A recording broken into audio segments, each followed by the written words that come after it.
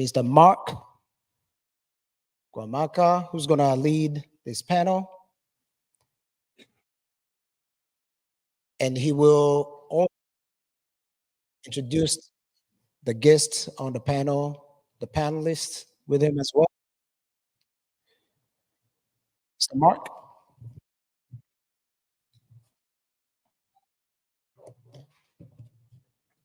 Thank you so much, Eric. Ladies and gentlemen, I have a privilege to host a panel where Dr. Kwibuka30, please come on stage. And I also have a privilege to host my co-worker and good friend, Dr. Jean Damascene Gassanabo. Please come on stage.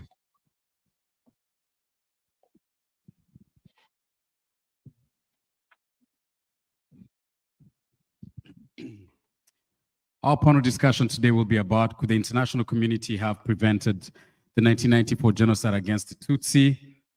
And before we go there, I'm going to ask these two people, starting with the lady on my extreme right. Could you please introduce yourselves? Tell us a little bit about yourselves, and then I'll lead you where we go next. Thank you. I first wanted to thank the organizers for organizing this very important commemoration, the 30th, which is very meaningful and significant. I would like to honor and pay tribute to the victims, the survivors of the genocide of the Tutsi, and thank as well the dignitaries, including Honorable Mathilde and the mayor of South Portland. I'd like to also thank the organizing team and partners, including Kwibuka USA. Introducing myself. So I was born in Bosnia, where I also fled a war in 1992. I'm lucky enough to have fled before the situation escalated to a genocide, which was just actually recognized with the UN resolution as the genocide in Srebrenica this past Thursday. And I was exiled with my family in France, where I did my secondary and higher education, and ended up in the United States.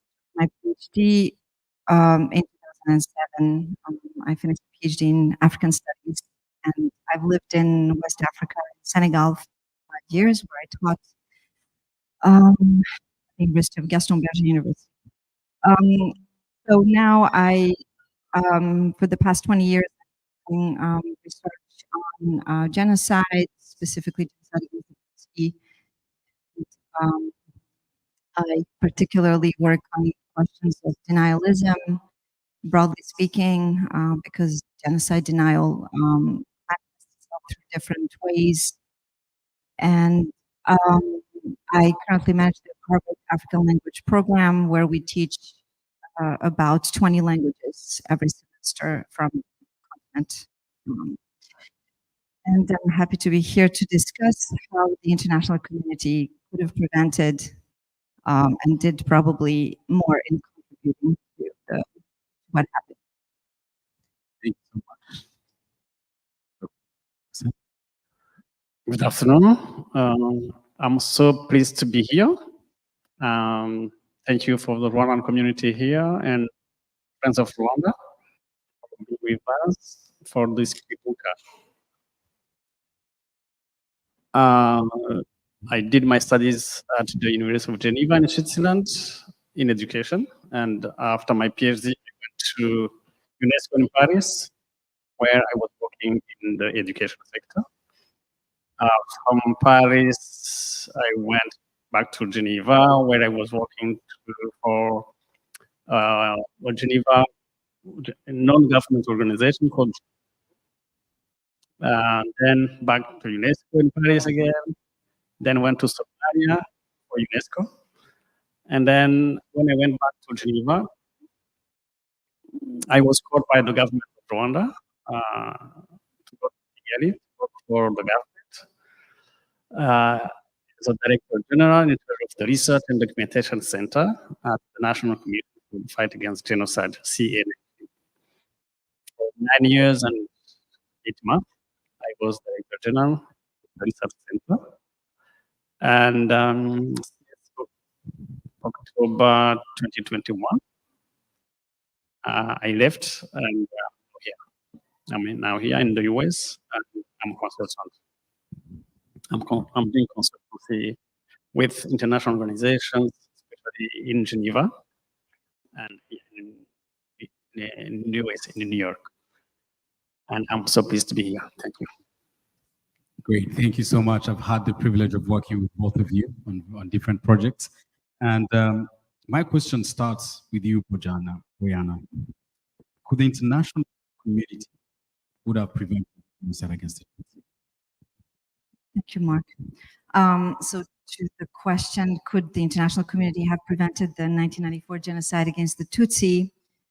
I will answer in a quite affirmative way that the international community not only had the power to prevent it, then to stop it, but even that the international community contributed and should bear responsibility for what happened in Rwanda in 1994.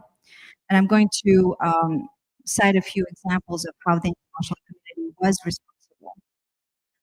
One of the most important examples is the racial division of African people in the 19th century, with its implications in the 20th century by European explorers, anthropologists, and colonial administrators.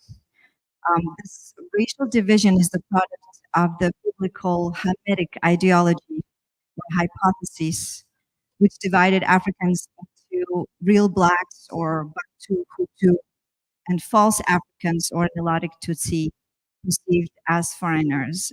And I know all of you know the story already, but I'm taking this opportunity to remind it because it has still implications today in the Great Lakes region, particularly in the Democratic Republic of Congo as we speak.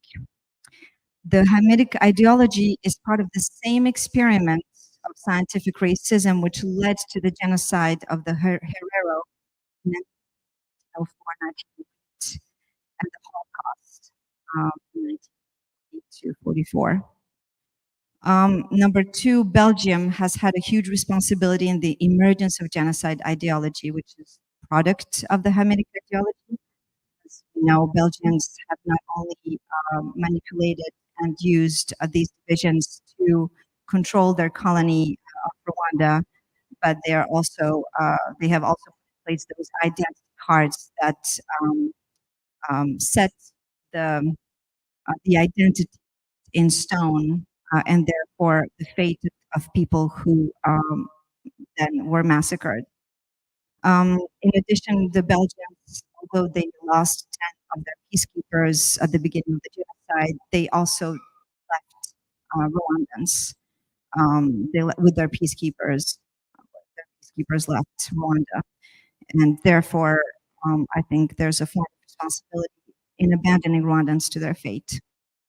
Number three, France is the actor which has probably the most responsibility in the genocide. And I can with great confidence use the term complicity. And I will explain why. France has not only armed and supported logistically and operationally the genocidal regime throughout the war and the genocide from 1990 to 1994, but France has also, through a UN mandate, Turquoise, Opération Turquoise, protected the genocidaire from facing justice by having Zaire of Mobutu open its borders, letting 1.5 million perpetrators and their families flee from Rwanda into Zaire. France's main complicity rests on the Bisesero massacre, where France, despite having a UN mandate to stop the killings in Rwanda, abandoned 2,000 Tutsi in Bisesero from June 27th to June 30th, 1994, which resulted in the killing of 1,000 of them.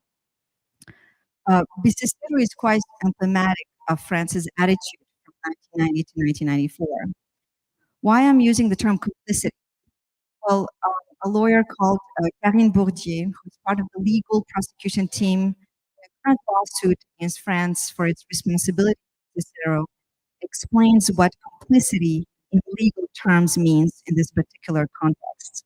So she explains that complicity is not the fact of embracing genocide ideology or even handing the tool, the weapon, to kill the Tutsi in Cicero. It is having a UN mandate to stop the killings, therefore having a go-ahead, the equipment, and the ability to prevent the Cicero massacre, yet these turquoise peacekeepers made the decision to abandon the people there to get massacred. And this is actually why recently the French president, Emmanuel Macron, used the phrase, I'm quoting him, France could have stopped the genocide, but didn't have the will. President Mitterrand, as he said, explicitly didn't consider genocide in those countries of Africa very important. This is a quote that he gave to, during an interview. And he is the architect of the double genocide theory, whereby he considers that there were multiple genocides, one of the Hutu against Tutsi and one of the Tutsi against Hutu. The moment you state that everybody is guilty and that everybody is innocent, blurring the line between perpetrator and victim, you erase the occurrence of genocide. This theory of double genocide, despite having been debunked by experts, lawyers, researchers, historians, journalists, human rights activists, is one of the most common genocide denial tools used today by genocide deniers. It's a conspiracy theory. It has become today a mainstream belief. What is more, not only did France of Mitterrand and Zaire of Mobutu provided safe haven to the genocidaire in the refugee camps in Goma and Zaire, but France has continued to realign the ex-FAR and the Interahamwe militia in Zaire, who were regrouping to come back to Rwanda and finish off their extermination plan. Today, 30 years later, France continues to be responsible for sheltering genocide fugitives, and although it has brought to justice several of them, one of the most important architects of the genocide, Agathe Habyarimana, is being provided asylum, although unofficial, in France, and has still not faced justice or been extradited to Rwanda. So I talked about the responsibility of the Hamitic ideology, the Belgian colonial administrators, Belgium, France. Now I want to quickly mention the responsibility of the United States. So as far as the United States is concerned, any responsibility rests on the fact that the US refused to name what was happening genocide, despite knowing and having evidence that it was indeed genocide. And this refusal to name it genocide was a strategic decision to avoid having to intervene to stop it. Along with all its signatories, the US was bound by the 1948 UN Convention on the Prevention and Punishment of the Crime of Genocide to intervene to prevent genocide anywhere it may occur in the world. And as a UN Security Council permanent member state, the United States had a particular responsibility to intervene, but made a political decision not to. Now, I already mentioned the complicity of Zaire in opening its border to the genocide in July 1994. I would like to reiterate that Zaire, which is the current DRC, with Mobutu was a very close friend and ally to the Habyarimana genocidal regime. Mobutu supported Habyarimana's coup against Kayibanda in 1973. He has welcomed him and coached him for 2 decades. And in October 1990, Mobutu had sent his troops to support the FAR against the RPA. Then in July 1994, Zaire was the only country which had opened its borders to the 1.5 million perpetrators and their families. Zaire also assisted France in rearming the genocide perpetrators to return to Rwanda to finish their extermination plan. Now, the responsibility of the UN. Here I want to quote Linda Melvern from her book, A People Betrayed, The Role of the West in Rwanda's Genocide, published in 2000. I quote, "What happened in Rwanda shows that despite the creation of an organization to prevent a repetition of genocide, the UN is central to this task. It failed to do so even in the face of indisputable evidence." End of quote. I think there are numerous accounts of how the UN Security Council and all its permanent and non-permanent members, the UN Secretary General at the time was Boutros Ghali, all knew that genocide was taking place, but they minimized it, failed to intervene, removed its peacekeepers and made it impossible for Romeo Dallaire to intervene and stop it, accused the RPA, which was trying to put an end to the genocide, made it very difficult for the RPA to stop it. The UN then mandating France with the Turquoise mission ended up being complicit along with France in Bicicero and in letting the genocidaires. And by considering and calling these genocidaires victims of a genocide, providing them humanitarian aid. In other words, helping them get strong and reorganize to continue with their extermination plan, etc. In addition, it took more than 2 decades after 1994 to have a UN resolution recognizing the 94 genocide against the Tutsi and condemning its denial. And that's only because of the Rwanda mission to the UN pushing for it for years. I will end up by linking the UN's responsibility in the 1994 genocide against the Tutsi in Rwanda to its failure to prevent genocide in Congo today. Despite its presence through a peacekeeping mission called MONUSCO for the last 25 years, and despite having evidence that ethnic cleansing of Congolese Tutsi is ongoing. The context in the Congo is directly linked to 1994. The genocidaires that were provided safe haven in Zaire by France and the UN in 1994 have become extremely powerful. They have reorganized in the last 3 decades into a group broadly called FDLR, but they comprise many other entities. Today, they have joined the Congolese National Army and all the other militias that are called Wazalendo, in addition to the Burundian Army and the armed force of Sami DRC, which is the SADC regional mission in DRC, plus 2,000 European mercenaries in their war against the Congolese Tutsi in Eastern DRC. And I know you're rushing me, I'm almost done. FDLR has had full economic and political control of Eastern DRC for 3 decades. Again, I'm talking about Congo because genocide ideology does not stop at a border, at a physical border. So I think it's important that everything we're talking about today, we need to think about the future and the notion of never again. The genocide ideology they have carried with them into Zaire, now DRC, has rejoined previous populist xenophobic sentiment against the Tutsi, which is the same ideology that led to the pogroms in the 1950s, 1960s, 70s, all the way to the genocide against the Tutsi in 1994 in Rwanda. FDLR genocide ideology has now contaminated the Congolese society, resulting in a political use of anti-Tutsi prejudice and persecution, with the Congolese president and his government openly expressing Tutsi phobia, its support for genocide ideology, its support for the armed groups whose main purpose is the elimination of Congolese Tutsi in Eastern DRC, resulting in the conflict we see today, with 7 million internally displaced Congolese, close to 1 million Congolese Tutsi refugees in Rwanda, in Uganda, Rwanda, Burundi, and around the world, and the massacres of the several thousand of Hema and Ituri, the lynch mobs and acts of cannibalism against perceived Tutsi, the systemic sexual violence, the hundreds of thousands of Congolese Tutsis cows being decimated, pushing the Congolese Tutsi to either let themselves die in Congo or leave. This is ongoing ethnic cleansing of Congolese Tutsi, and it represents a continuation of the 94 genocide against the Tutsi in Rwanda. And the UN is there, the world is watching, the international media experts and human rights activists are distorting the facts and failing to denounce the obvious problem. To end, I will quote Carl Wilkins, who originally was going to join us here today, but who could not, who knows firsthand the reality of the following statement. He says that there are no peacekeepers in the UN, that there are only observers. And I would add that these are passive observers who, by watching and doing nothing, by being simple bystanders, in fact, embolden the killers, thus encouraging them to carry out the killing. Thank you.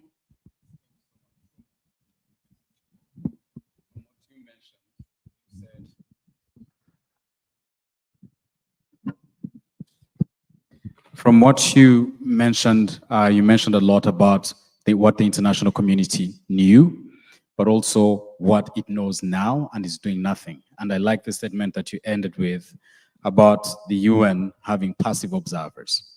I'll get back to that and we can elaborate it. But for now, Dr. Gasanabo, what could the UN or could the international community would have been able to stop the genocide before it happened in Rwanda?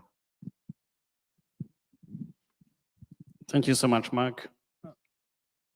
I think my task will be easy because Professor Botana Kwibuka30 mentioned most of the things I can say. The answer is yes. Linda Mervyn, in one of her books, "O People Betrayed," she explained the failure of the international community. The genocide against the Tutsi was preventable. Although the Genocide Convention requires states to prevent and punish genocide, there have been multiple cases when the international community failed to respond. In fact, the genocide in Cambodia, in Yugoslavia, in Rwanda, occurred in UN member countries that had signed and accessed to the Genocide Convention.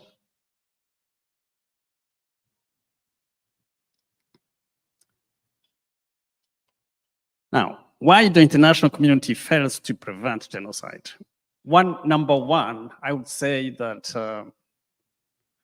it was a lack of political will and failure to acknowledge ongoing killing as genocide.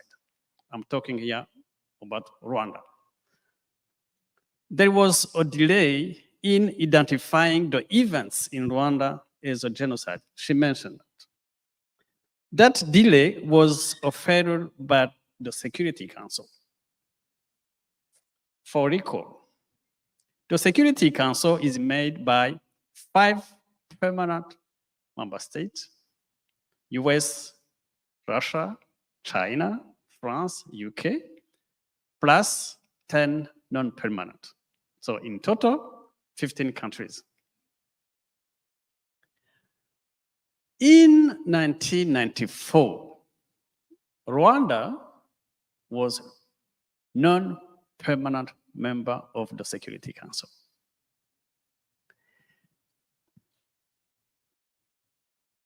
The ambassador of Rwanda at that time, Mr. Jean Damascene Bizimana, not the current minister, please don't confuse.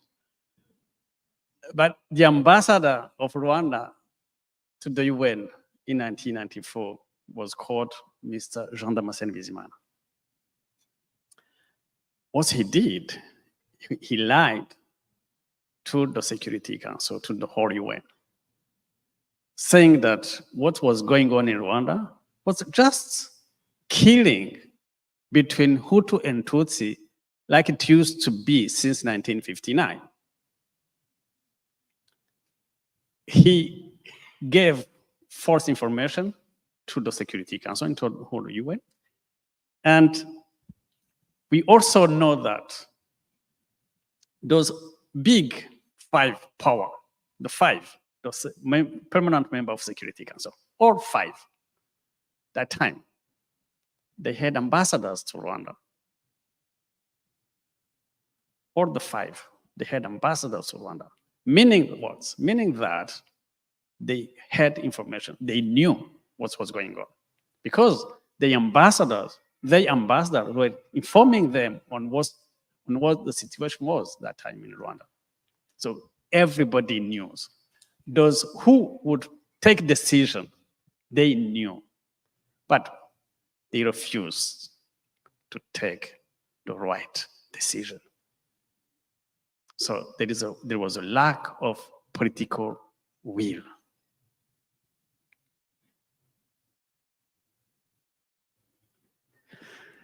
The reluctance by some states to use the term genocide was motivated by lack of will to act, which is deplorable. They refused to act. They had information, but they refused to act. She mentioned, Boyana mentioned Mitterrand. Mitterrand, he was the first one to be informed because his relationship with President Habyarimana was known by everybody. So he was informed what's the situation. By the way, he had troops, soldiers in Rwanda, training Rwandan soldiers. So he was absolutely informed. He was the first to be informed. But as he said, killing or genocide in those countries is not a big problem. Something like that.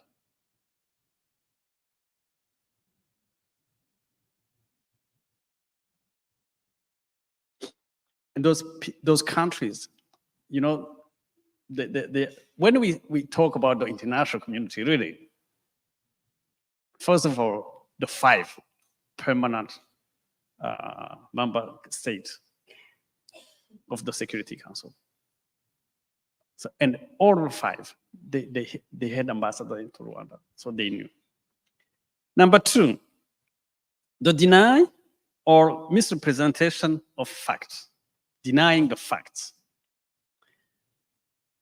During the prior to genocide against the Tutsi, Romeo Dallaire, commander of the UN Assistance Mission, UNAMIR, warned the UN Department of Peacekeeping Operations, DPKO, that Hutu extremists were planning a campaign to exterminate Tutsis. Of cable to New York on January 11, 1994, which DPKO authorized him to share with the US, French, and Belgium embassies, General Dallaire asked for authority to search for and seize the caches of machetes and other weapons that had been shipped into Rwanda for the Hutu militias, the Interahamwe. Romeo Dallaire was refused to act as exceeding the UNAMIR's mandate and instructed him instead to take the information to the Rwandan government. Many of those members were planning the genocide. DPKO's refuse to authorize action was confirmed on January 14 by Secretary General Boutros Ghali himself.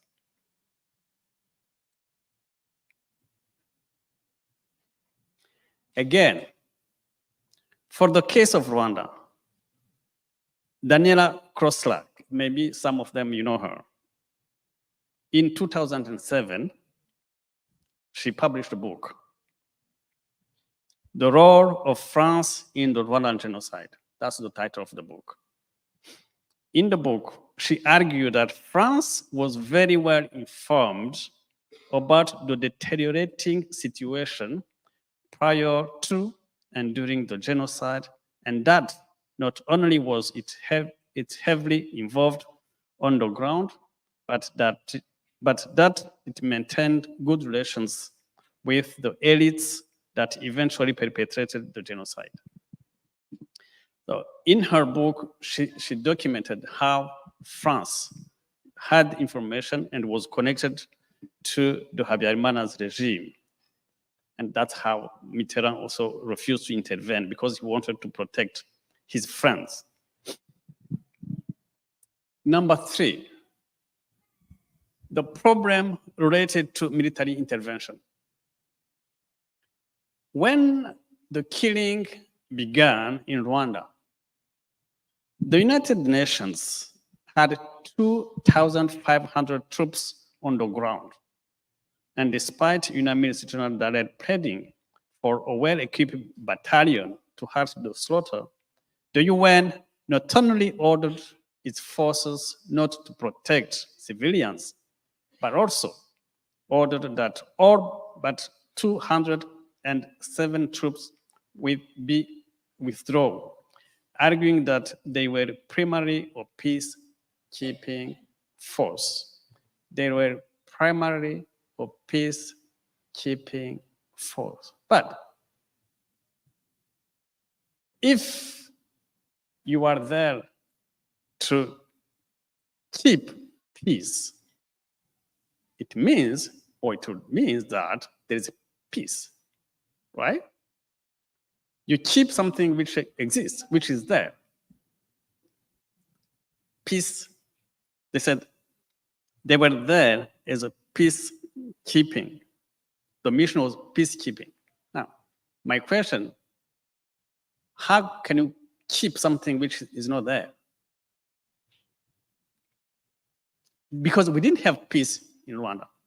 Now they are saying the mission was keeping peace. Which peace?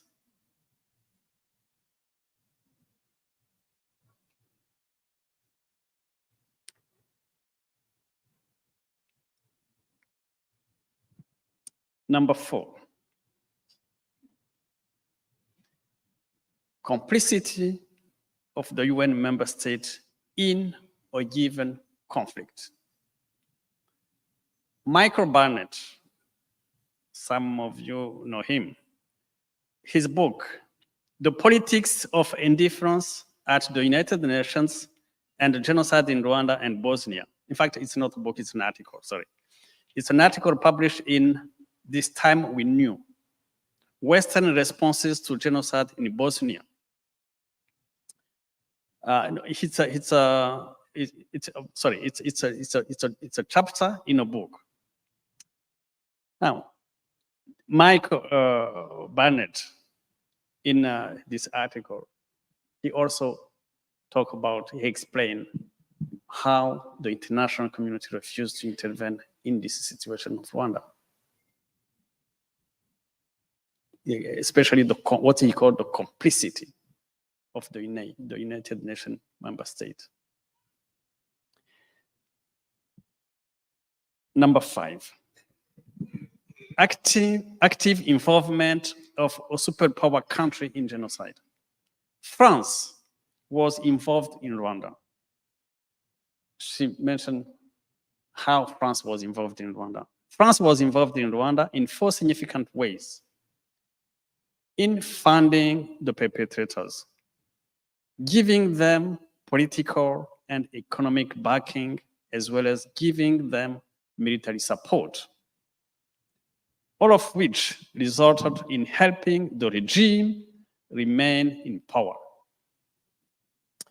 France was also responsible for training the perpetrators, as the extensive support for the Habyarimana's regime means they placed French officers in influential advisory posts in the army and also contribute several hundred troops. We found this in the Mucho report. Those who know the Mucho report, this is in the Mucho report. But whilst officially the soldiers didn't take part in the war effort, France helped supply the forces armées rwandaises, the FAR, with arms and trained its army police, gendarmerie, and presidential guard, as well as getting involved in internal security matters. Again, Daniela Crosslac argued that France's political commitment to the ruling regime resulted in relative indifference towards the massacres. And furthermore, this involvement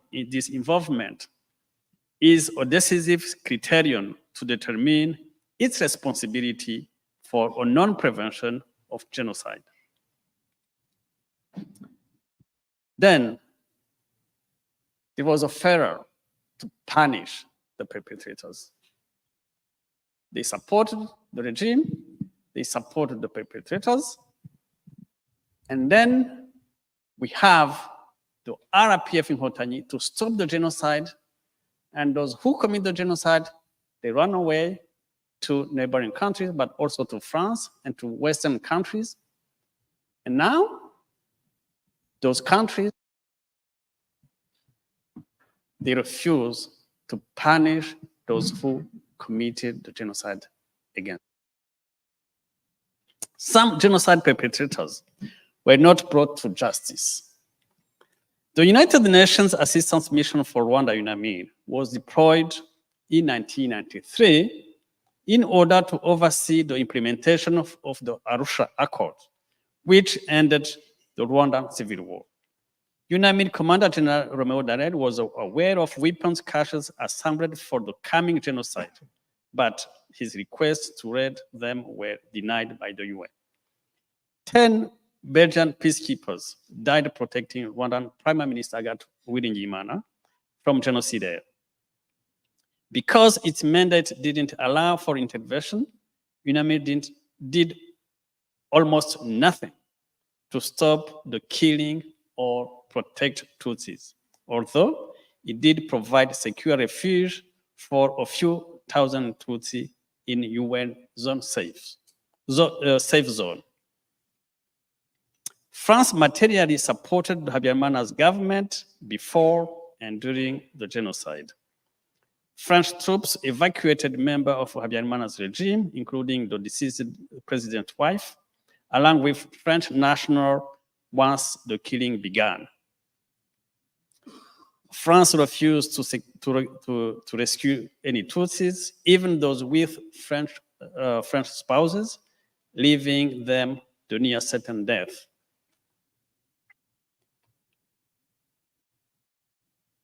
She talked about Operation Turquoise. With the Operation Turquoise, officially, according to French authorities, coming to save Tutsis, but really it was a way to help those genocidaires to move from Rwanda to former Zaire.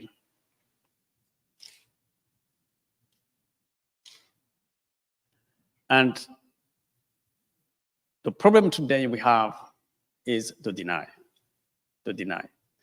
And the genocide is denied by Rwandans, especially living abroad, and non-Rwandans who are supporting those deniers, those genocidaires, and again, some countries who are still hesitating, refusing to prosecute or extradite those genocidaires to Rwanda. Thank you. Thank you so much. You've not only established that the international community knew what was going on, you've also established that it could have been prevented, but you've even gone further to say they were accomplice to what happened. And also you've talked about denial. And going back in history, we know that Tutsis were not killed only in 1994. It goes all the way back. But let me come back to you, Boyana, and this is something that you both mentioned. The role of the international community in the genocide against the Tutsi is clear. But why are they also accomplice in denial? Firstly, by refusing to name the genocide rightly, during, but also after. And in our region and in Rwanda, what effect does it have? Sorry. Can you hear me? Okay. The why is always a complicated question. I don't necessarily focus on why, because then we try to understand what people think at a certain moment, and why they do things doesn't necessarily help us. I feel like looking at their actions is more useful for us to know how to prevent things from happening. I think that the history of the region is very much linked with the history of the slave trade and colonization, which has led to forms of perpetuation of the presence of the West in Africa. And I don't want to go too much into the question of, you know, neo-colonialism or mental colonialism, but in any case, it's really hard, I think, for those countries to really leave what has allowed them to be where they are today. There's a very good book by Sir Hilary Beckles, who is a professor in Barbados. It's called The Black Debt.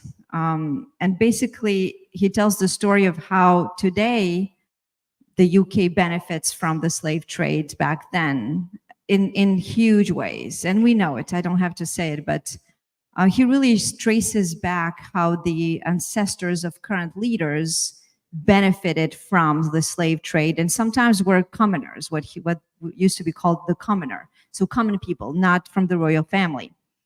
And I think the history of Europe is very much intertwined with the history of colonialism, colonization, and the history of Africa. And it's very hard, given the way that the dynamics of negrophobia and racism that we see in the US today, there has not been proper process of truth and reconciliation in this country. We are still not dealing with the question of reparation. We are starting to talk about restitution of art, but even restitution of art is linked to investment, business, profit. So there's really a difficulty for the West to recognize their role, because recognizing means reparations. What kind of reparations? That's where the question can be asked. Haiti, that we discuss right now in the news, has had to pay reparations to France for simply asking to be emancipated and free. And today we see what's happening in Haiti. So in my view, history has consequences. So what we see in Congo today is fully linked to what you said, the pogroms in the 1960s or 50s and 60s, 70s, and so on. What we see happening in the US is linked to negrophobia and racism, the way we treat these countries in Africa. And therefore, that could maybe answer the why. But I think we cannot isolate. Denialism is the last stage of genocide. So we cannot not talk about denial when we talk about genocide. And Doctor, as we come to the end of this panel, how should Rwandans fight denial? Mostly those in the diaspora.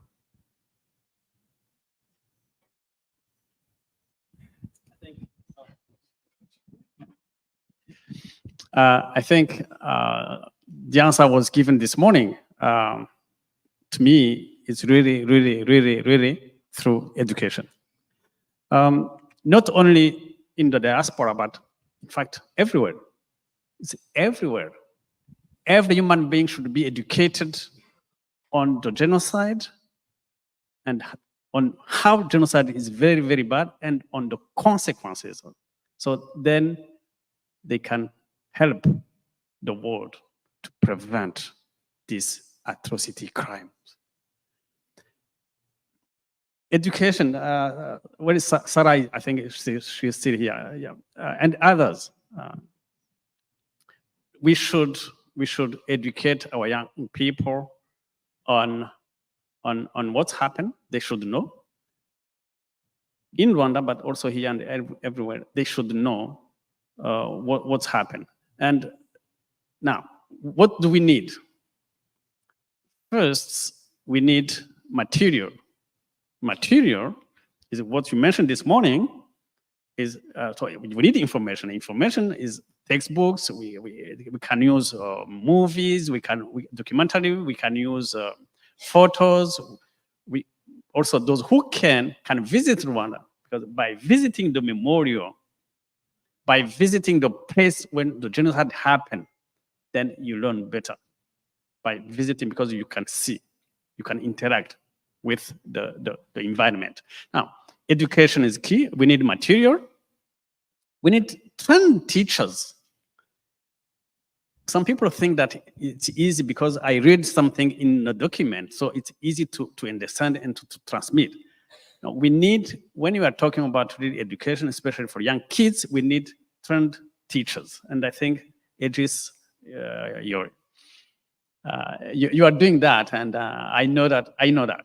And also the government of Rwanda is doing that. Is teaching Rwandans to talk, especially secondary school teachers, to teach about the genocide against Tutsi. Now, here in the diaspora, what we need first is the material. I think Sarah and others are working on that, and the material first. And then the teachers, to me, to train them is to invite them to visit Rwanda and interact with the environment. So we have the kids. The kids are there everywhere. We have the kids, and then the methodology we use, because it's good to have the material. It's good to have the trained teacher, but how do you do that? How do you navigate in that complex history? So the methodology is very important, and I think using especially today, now we are in a digital world, using digital tools can help to teach those young generation who are also using digital tools. Yeah, I think that's what I can say. Had we had enough time, I would have said all the way leading to 1990, education had a hand in what happened in 1994, and also being intentional of what we teach and political will to make it education. Yeah. Yes, talking about education, and before I forget, yeah, we have to teach, to educate the young kids, the young in primary and secondary school, but also at the university level. And this morning, Honorable Ambassador mentioned the conference in Sacramento. And I think someone also mentioned Sacramento, a conference in Texas, I think. So all those conferences, why?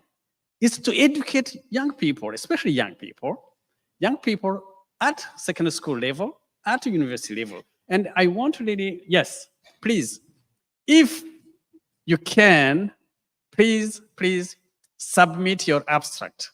We need many abstracts to have a very powerful conference in Sacramento on November 14, 15, 16, especially on the genocide against Tutsi. We didn't need many abstracts, so the organizing committee can select your abstract, and then you can be invited to Sacramento. You give your presentation, and also the organizers, they want to publish the proceedings, either in a book or in article in international journals. So please, Rwandans or non-Rwandans, please send your abstract. We really need your abstract. Yeah, thank you. Thank you so much. And with that, we've come to the end. Just to remind you, if you want any study tour in Rwanda, you can visit the Kigali Genocide Memorial. We've done those trainings before, and you can come. So thank you so much, ladies and gentlemen. And yes, let's proceed. Back to you, Eric.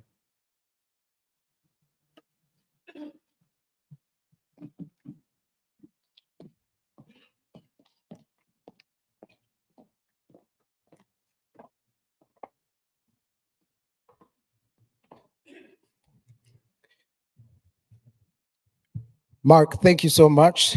Thank you to the panelists. I hope the audience as well enjoyed the discussion. At this moment, we are going to welcome Umubyeyi Nyiranyamibwa for a song, and we will follow up with another discussion panelist. Thank you.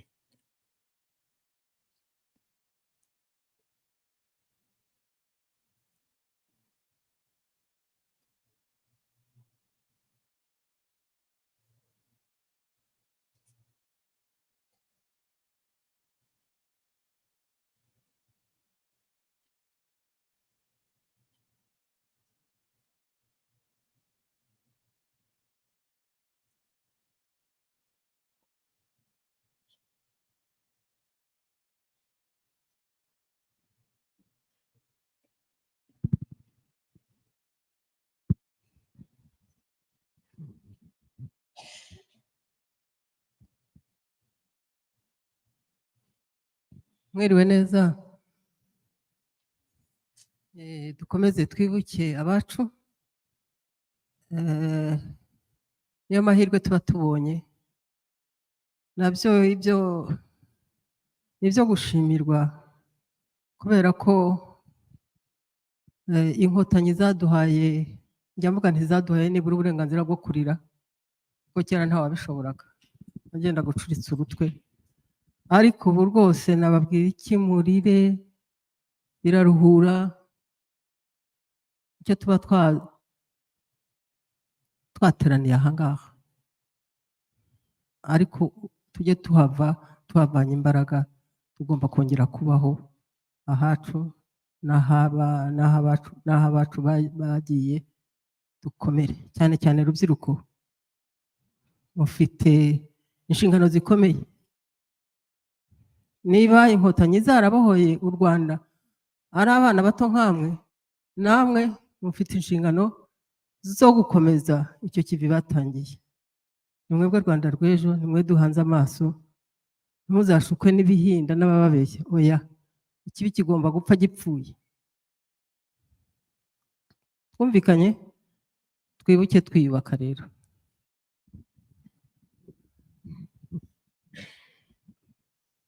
nyumba mana nyumba semana y'u Rwanda undinde kugira inzika undinde umutima uhora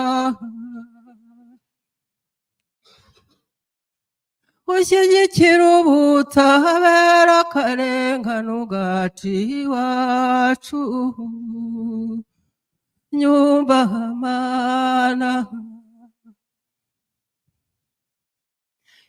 imyaka uko ihita kose nshengurwa n'intimba nkareba hirya hino amaso akagwa mu cyuho nahamagara abanjye nkitabwa n'imibande nyumva mana data sinamuhambye mama sinamurwaje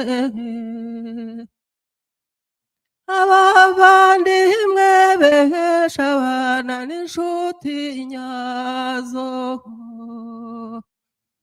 bishwe nta gicumuro nsigara nta kiburira nyumva mana n'uwo twaruhuje yagiye muri iyo suri ibambukije urukundo banyambika agahinda nsimbukwa n'amahirwe umwanzi arashungera nyumva mana bose intore zawe bazize uko wabaremye ubicaza imbere yawe mu ngoro y'ubugingo ubibagize umubabaro mana ubahiruko nyumva mana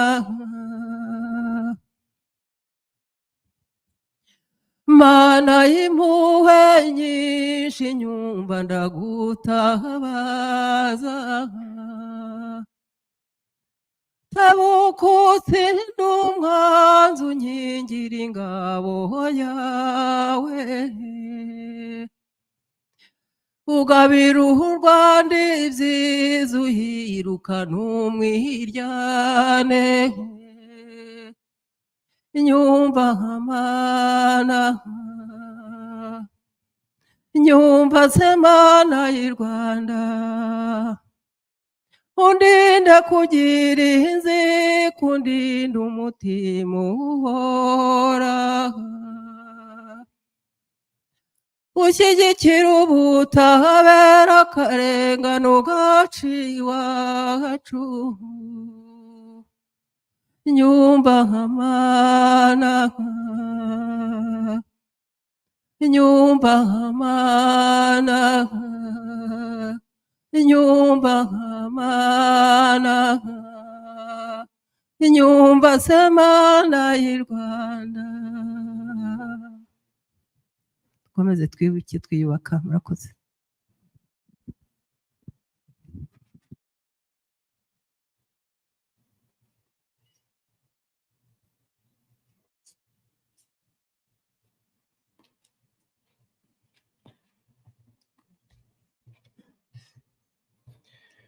Thank you so much, Nyiranyamibwa.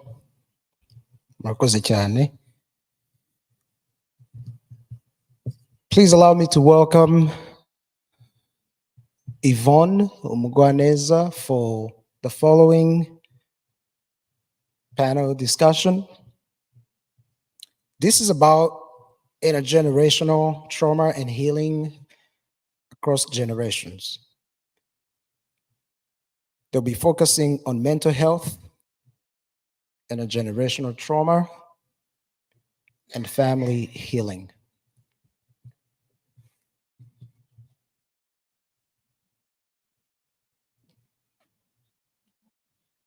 Mwongeye kwirirwa rero nk'uko abivuze ikiganiro kigiye gukurikiraho nifuza kandi ntekereza ko tuza kukigira gitoya ariko kikaba cy'ingirakamaro. Tugiye kurebera hamwe ikibazo cyangwa se ingorane abarokotse jenoside bahura nazo atari bo bonyine kandi ari n'umuryango bafite barimo banunguka nyuma ya jenoside. Ni ikijyanye n'uruhererekane rw'ihungabana rituruka ku byo ababyeyi banyuzemo muri jenoside. Rero ntabatindiye ndagira ngo nsabe abantu bari butuganirire. Laura Liguri, please join me here at the stage. Anna Tokot, Anne-Marie Mukankunsi, Nicole Umurerwa, na Hubert Sugira.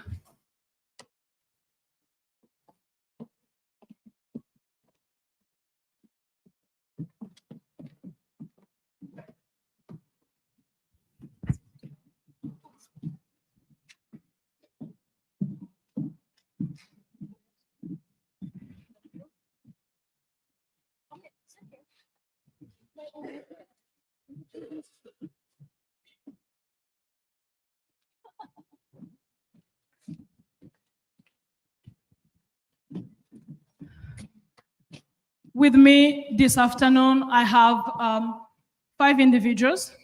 They have different expertise, or they're going to share with us different experience.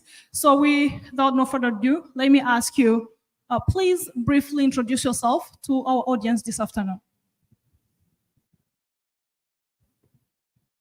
Hello, everyone. Thank you so much for having me here. I appreciate that. Thank you, esteemed leaders.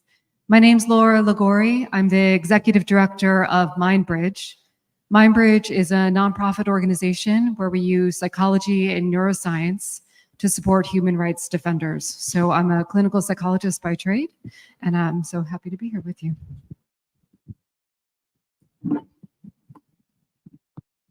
Hi, my name is Kwibuka30.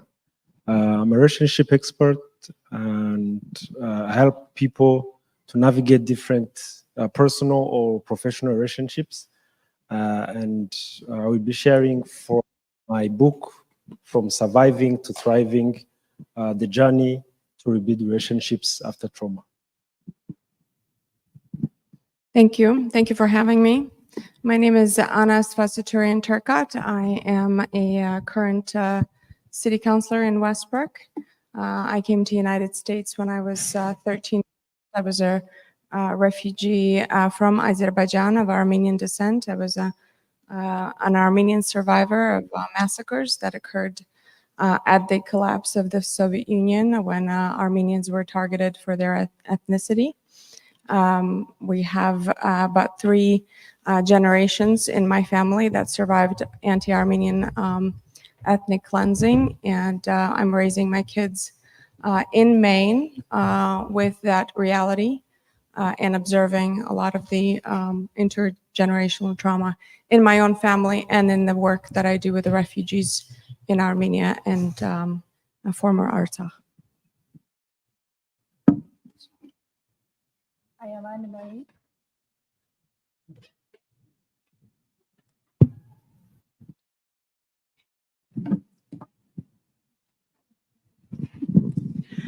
Hello, I am Anne-Marie. I am a survivor. I have two children, two boys. Like many, after I heard that Romeo Dallaire, how he said his soul was left in Rwanda, most of us, our soul has stayed during genocide in 1994. I am author as well. I have a book called The Terrorized in Rwanda, Healed by Grace, and I live here in Maine. Good afternoon, everyone. I've already introduced myself this morning, but I'll go ahead and do it again. My name is Nicole Karekezi, and I'm going to be speaking on the behalf of kids that were born after the genocide against the Tutsi in 1994, speaking on what that experience looks like, living the wounds of our parents that survived the genocide. Thank you. Again, my name is Yvonne Mugwaneza. I'm a genocide survivor, but my profession, my apologies, my profession is a medical social worker. And now that we're talking about mental health, or we're gonna focus on mental health, I'm right now doing supervision so that I can become a psychotherapist focused on mental health, mainly trauma and depression. Now, I'm gonna ask you, Miss Laura, when we think about intergenerational trauma, we might think that it's probably bogus. It doesn't happen. It doesn't exist. It's not true. But you as a scientist, you know it's true. Can you help us to understand how actually parents who are experiencing or who have experienced traumatic events have no control on how and when they can transmit the trauma they have experienced to their children? Thank you. When we're talking about trauma, we could spend a really long time having this conversation. So I'm going to try to summarize pretty quickly what is ultimately a very complex process. The Diagnostic Statistical Manual defines trauma as exposure to actual or threatened death, serious injury, or sexual violence, but that does not equate to post-traumatic stress disorder. And only approximately 20% of individuals who experience some traumatic event actually develop the signs and symptoms that we would associate with PTSD, anxiety, trouble with cognition, hypervigilance, memory issues, and beyond. When we see this, sometimes we see this in our children. We'll see these kinds of signs and symptoms show up, and we often wonder why that is. And I'm going to go ahead and give a definition of generational trauma. When an individual has a trauma response to a trauma experienced by a family member in a previous generation. So they themselves have not experienced that trauma. They were not there themselves, but they're exhibiting the signs and symptoms of PTSD, anxiety, hypervigilance, difficulty paying attention, attentional control, memory lapses, so forth and so on. They're exhibiting PTSD as if they were there themselves. And the question becomes, how can that be? And that is because it's the change in our genes. For parents who have experienced a traumatic event, for some of them, not all, again, PTSD only comes into play for 20% of the given population on average. For those individuals who've experienced a traumatic event, for some of them, this silences a gene that is incredibly important to the ability that we have to process stress. Right? So we see a stressful event, we have a stress response. This is perfectly normal. This is our hypothalamic pituitary adrenal axis, or HPA. And this triggers a stress response, right? For some of us, our less than helpful friends might ask us, just calm down. But it's not a matter of just calming down when we feel stress, because it is a hormone cascade. These hormones cascade through our body in an event to try to help us respond to that traumatic event. And then eventually, the body says that's enough. Those are called glucocorticoids. They travel back up to our brain, and those are then received by receptors. When a parent experiences a traumatic event such that it silences certain genes, those glucocorticoid receptors are either no longer there or they are damaged. And they can no longer take in that hormone response that tells us to calm down, right? So that change in our gene is then passed on to future generations. It's passed on to our children, and it's passed on to our grandchildren in a method for our body to try to help us, to protect us. But what often happens is that these symptoms of PTSD are what we see in our children in future generations. I'm listening to you, and I remember a conversation I had with Anna, because Anna is a survivor of Armenian massacres, but again, her parents had survived Armenian genocide not only once but twice. So listening to her, as I'm having a conversation with her, I'm like, oh my God, what Laura is saying, it's literally existing. Now, can you please share with us from your own experience, but also from Armenian, experiences, how is these symptoms are exhibiting, and at what age are you seeing these kids exhibiting these symptoms of trauma? So my grandfather survived the Armenian genocide. He was 2 or 3 years old and saved by his sister, and they both survived. And then 5 years later, they were part of the Armenian massacres in Baku, Azerbaijan in 1918. And so he survived it twice as a child. And some of the things he remembered, some of the things he didn't. But you could tell in some of the interactions and the way of life that PTSD was kind of a part of a life, and hypervigilance, always worrying about your children and how, something might happen. And so my parents father grew up with that. And then we in 1980s and early 90s survived the massacres of the same hatred of Armenians, and raising children in Maine. I see hypervigilance in my son, who is 17. He was born here. I know of Armenian children who were born in the United States. In fact, there's one family, a woman was pregnant when she was escaping, and her daughter pretty much doesn't differentiate between what her and herself. She sees herself as a survivor. She has the same PTSD responses to a lot of the video footage and the memories that her mom recalls. And she's in her in early 30s. So it's interesting how the same issues that we as refugees and immigrants have about identity. Who am I as an American, Armenian who has been here for a majority of my life? I still have kind of identity issues about am I, do I belong here? Do I belong in Armenia? When I go to Armenia, I don't feel like I'm at home. And sometimes here it's a lonely life when people don't understand the type of trauma and PTSD that I recall from my childhood. The same identity issues that I could see in that generation that was born here, not knowing who they are, and kind of being torn between the past and the present, which is not something as a parent that you could fix.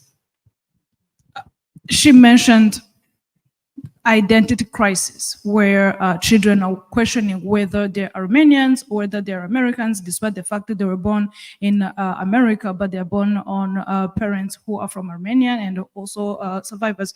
That brings me to one thing I think many survivors children especially have always asking their parents, why you people or your people were being persecuted. What did you guys do to deserve to be killed?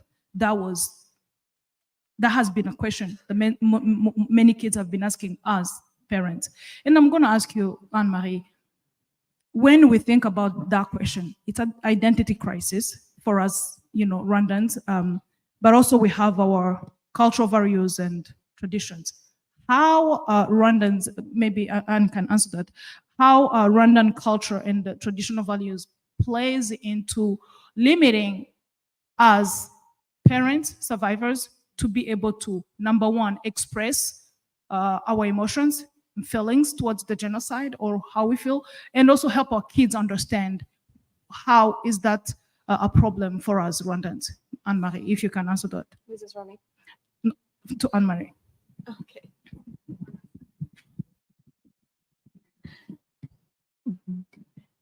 As all you know, Rwandese we're very proud of our strength and ability to fight and say that we overcame. So without realizing that our culture really pride in discretion and in privacy, sometimes we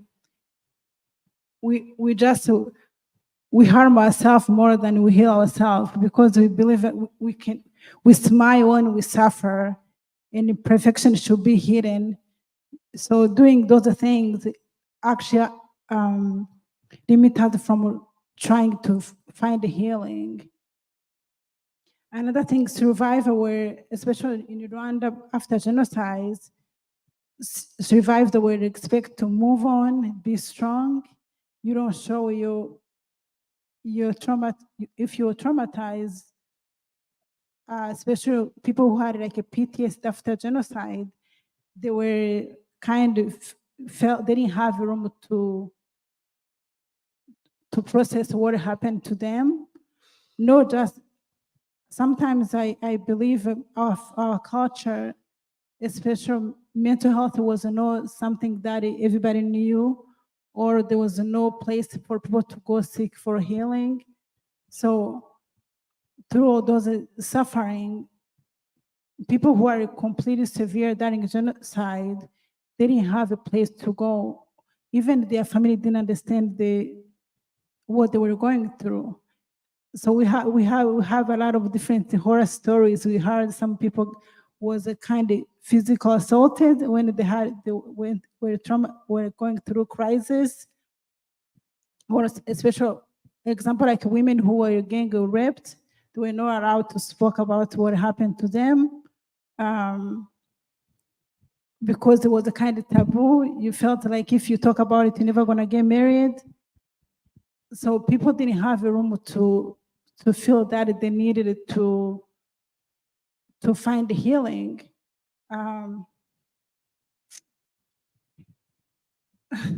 We need to remember that resilience is a strength, and seeking healing is actually it's an act of strength. So instead of just sorry, I'm getting emotional. We cannot, we should not ignore our pain. So we need to process what happened to us and educate ourselves so we can stop all these intergenerational traumas, because when we don't seek healing and help our children are the ones who get it, like you or your children are the ones who get the consequence of not us seeking help. There's this quote that I love saying that if you never heal from what hurt you, you will bleed on people who didn't hurt you. So, and that's what we keep doing to our children. We keep bleeding on them, and that's, I think, if we don't educate ourselves and seek healing and seeking professionals who can help us, we're gonna keep bleeding on our children, and then it's gonna be like a vicious circle, and our children are gonna keep going through what we're going through, even though they didn't experience it. She said that parents who do not talk about their emotions, who do not speak out about their experience during the genocide and their trauma. They're bleeding to their children. And it's funny when she said it. I remember the conversation I had with Ibe earlier today. Ibe, I'm not going to speak for you. Can you share with us what that sentence that Anne-Marie said, what it reminds you? Something you've known in your professional. Anna, can you pass the microphone? Thank you. Thank you very much. One of my clients, of course, I had to call to ask if I could share the story. She was telling me that she named her daughter Giozo. Then the daughter, later on, they were living in diaspora, and then she asked what the name meant. And, she explained, to console, all of that. And after a few years, she was called in a psychologist's office, and the daughter asked her mom to release her from that name. She was like, I cannot be mothering you. She was like, what do you mean? She was like, yeah, I realized that I cannot grieve in front of you. I cannot be your child because you expect me to be your support, to be the one who is supporting you. She was like, what is that? The daughter was like, yeah, it's not just the name you have given me. The way you act, I cannot be, I'm 15. So please release me from that name. So that's what happens. A lot of people, she did not know. She thought she was giving just a name. A lot of people have given those names to their children. A lot of parents expect their children to do what their brothers and sisters did not do. So the kids are they are losing their childhood because their parents lost their childhood. Yes, some of us lost our childhood because if you experienced the genocide at young age and you survived it alone or not old enough to understand what was going on and why you had to go through all that, it was never easy. But to be a parent and have your child questioning the name you gave her and telling you that they cannot be your mom, they cannot be your parent, they cannot console you. I don't even want to think or try to imagine what that mother felt, because that was another unintentional re-traumatization from her child, because that was a rejection from her child in certain sense. Actually, that story is deeper. So this is what happened. The mom was carrying a guilt feeling because during the night for genocide against the Tutsi, she was with her young sister. And she asked her to hide in a bush. She was going to check first if they could go further. When she came back, the younger sister came out the bush and she was killed. And she held for a very long period of time a sense of killing her own sister. She told me, I felt as Nerahamwe myself. So fast forward, she gave birth to this baby and she was so overprotective to the point the father at one point sat her down and said, we need to talk. You can't be calling me every 5 minutes, checking on, this is my daughter. What's going on here? Now, mind you, this is a story she cannot share with anyone because she shares everything, but when it comes to this little sister, she can't say anything. So she named her daughter that name because in her mind, in her subconscious mind, it was not her daughter she was dealing with. It was her sister. She did not know until when that story happened. She was like, The father is mad. The only young sister she survived with was like, we cannot live with you. This is not happening. Leave us alone. Like, give us a break. That's when she arrived. She was like, oh, okay. I think I'm projecting. So that's maybe answering the other question you were going to ask me. Yes. The unhealed trauma. Most of the time, people do not realize what is happening until maybe someone says like, you overreact, you're doing this and that. So that was her starting point of healing, getting to understand, okay, so we need, she couldn't talk about that, that she was feeling as in her arm herself. So she needed to heal, and then later on, she managed to release her daughter and allow her to become a daughter, I like that. Now, we have our young person. Nicole, we are talking about everything that maybe parents have experienced or things that people have noticed. You are sitting here. You are one of those kids who are born on parents who survived the genocide. What have you noticed? What can you tell us? Certainly. I don't think I have much more to say than Anna has already mentioned. I definitely think there are issues that will take a while to heal through. As the speakers earlier have already mentioned, there are stories that still have not been told.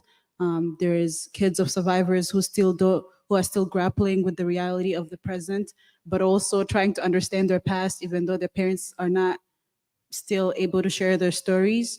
So there's definitely, like she said, an identity issue where you're trying to find yourself in the world, but also trying to sympathize and empathize with your parents and what they have gone through. And I think for most of us, like this 30th year, at least I can speak for myself, has been really significant because we get to realize and see that our parents were going through this at the same age as we are. They were grappling with that kind of loss of life, loss of the life that they had imagined for themselves at the same ripe age that we are. So there is definitely a factor of empathy and trying to understand what that means for us. And as we're talking about the topic of mental health, I do think it's important that we educate ourselves on what that impact looks like to us, to maybe even better cope and have a better relationship with our parents.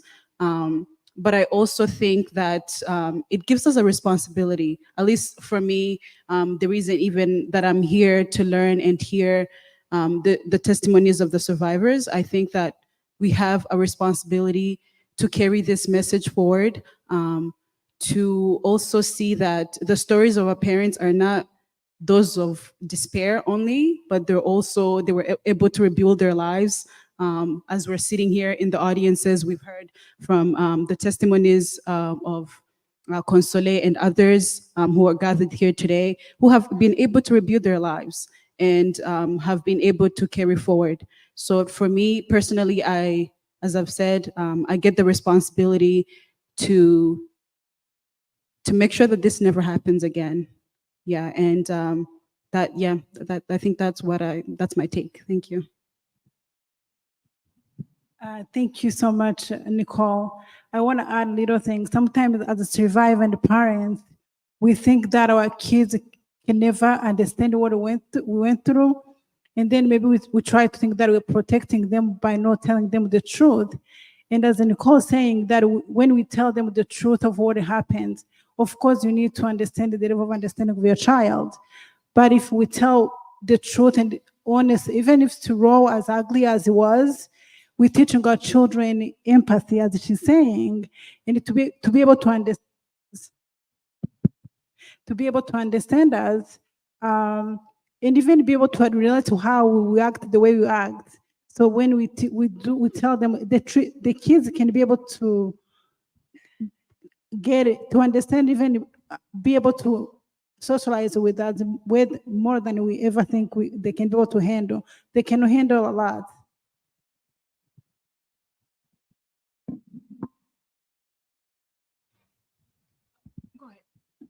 Can you hear me? Working? I just wanted to add also something you were talking about that kind of resonated with me when my daughter was born. I have a son and a daughter. When my daughter was born,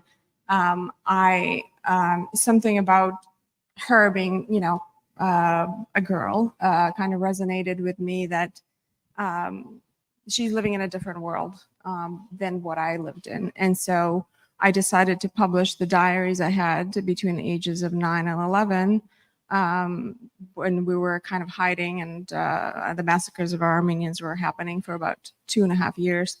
And I published those diaries.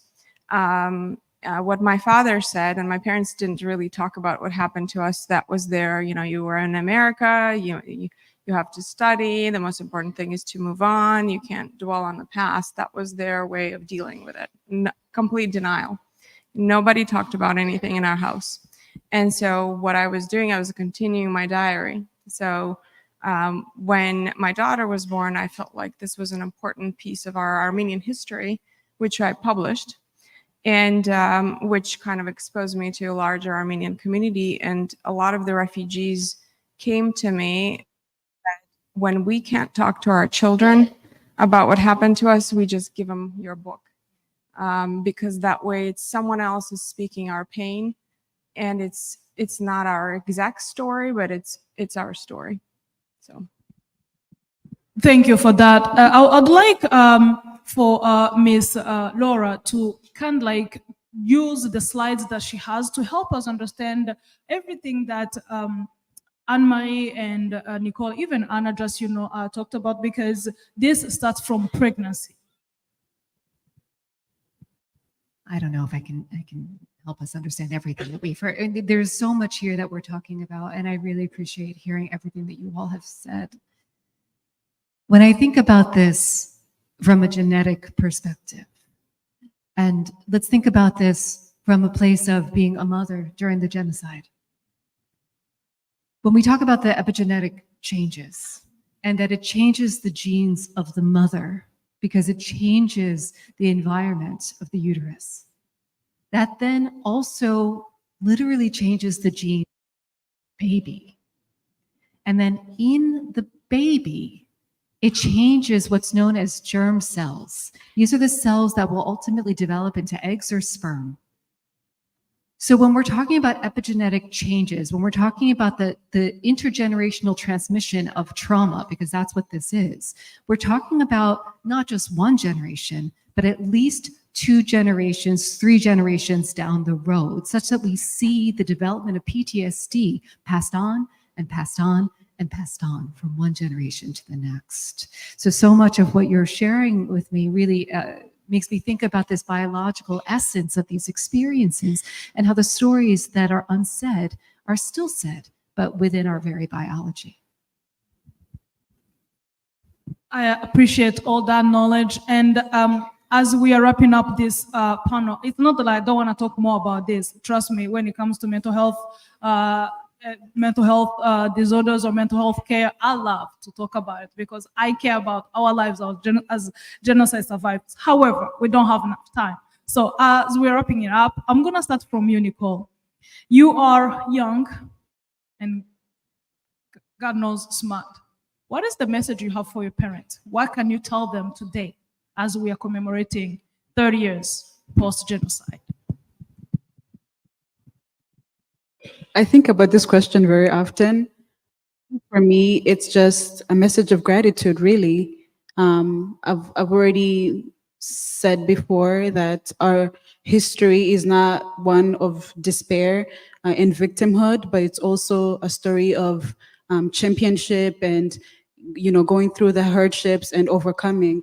So for me, it's just a message of gratitude for the sacrifices they've made for me to be here. And to all the survivors, this is not just to my parents, but to everybody that's here that has survived the genocide. It's just a thank you. Thank you for being here. Thank you for your strength and resilience that we get to sit here and learn from. Yeah. Anne-Marie, we are social workers, and when people think about social workers, they don't only think, they think about superficial as getting people, who are placed in the CPS or something like that. But we do more than that.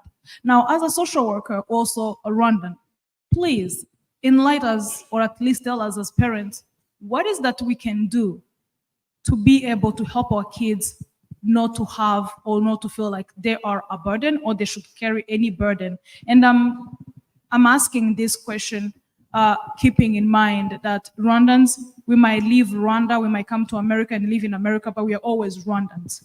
We will never change. We will always be Rwandans, maybe Rwando-Americans, but always Rwandans at the core. Yeah, as I said before, it's actually that's a kind. No matter how many I have been here since I was 16, but my heart is always in Rwanda. So it doesn't matter where you live or how long you live in another country, your heart is still not in Rwanda. So as a parent and as a survivor, I honestly, how we raise our children and how what do we the kind of story we tell our children or not to tell them is very important, and that actually has a big impact in what kind of trauma you pass on. If you choose not to tell them the truth in the seek healing, then the children are going to mirror what you have. If you have anxiety, that's what they're going to keep having. If you keep screaming them, that's what they're going to mirror. So we need to be it needs to be very important how we teach our children, what do we say, what do we do, because if you seek happiness and joy and the forgiveness, then the children are going to portray that. So because our children learn, no matter what the world they give them or what the outside the world says to them, but the most significant thing the children get is what you teach them at home. And that's what kind of message I can tell. Anna, I think we are privileged to have you. For somebody with her parents and grandparents experienced Armenian genocide twice. Then you yourself, you experienced the Armenian massacre. Just help us to understand, or at least something we can take with us on how Armenian community is at least overcoming the trauma or psychological wounds, and how are you guys building on top on that so that you can be strong and resilient and just moving on? Thank you for that question. As I'm reflecting on my community, I just want to say how proud I am of your community and your young people. Very, very smart and accomplished. And thank you so much for making me a part of your community so many years in a row. As Armenians, we have seen massacres for over 100 years. It took United States 104 years to actually recognize our genocide, Armenian genocide. It was a very political, military decision due to the relationship with a NATO ally, Turkey. Turkey continues to deny the Armenian genocide. Many countries in the world have recognized it, but there's a lot of political and financial impact that comes with recognition. We've heard about that. The Armenian community continues to be targeted by Azerbaijan, which is an ally and a friend to Turkey. And as we speak, we have actually in September of 2023, 120,000 Armenians were ethnically cleansed out of their homes by Azerbaijan. And you don't hear that on the news because there's no big bad wolf Putin involved in that massacre and those ethnic cleansing campaigns. So you won't see that on CNN, interestingly. But 120,000 of my close friends and many are homeless and are seeking, help from the world. As far as I'm concerned, as an attorney who worked for the International Criminal Court in the beginning of my career, I can assure you there's no international community. There's no such thing. And there's no international law. It is all about politics, power, and money. So Armenians have, relied on the international community support. And in 2020, we understood that that wasn't the case. In 2023, again, we are on our own, and we need the allies like you guys, as we are allies to you, to support each other. That's why I attend these events. And it's very important to support genocide survivors wherever they come from, because the hate will continue as it continues when there's no justice, when there's no repercussions, when Turkey continues to bomb Armenian churches with NATO weapons, when Azerbaijan commits massacres and no one's paying attention because our babies are not blonde, you know. So that is my message. We are survivors, we're creators. When they bomb our churches, we build more churches. When they, you know, destroy our art, we build more art. And Armenian community is strong both in the United States and in Armenia. And we continue to build, we continue to grow and raise our children with our traditions and with our love for each other. So thank you. Very much appreciated.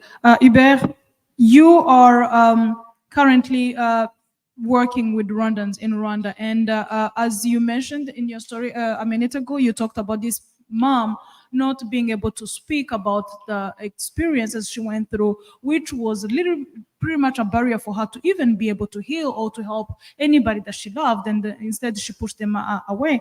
Now, I'm gonna just, you know, go off of that and ask you, in your experience, what are the effective approaches that are being currently applied to help, you know, individuals or much more, you know, couples to understand that their invisible wounds are actually destroying them and the relationships around them, and how are you guys helping them to acknowledge them and moving to the healing part?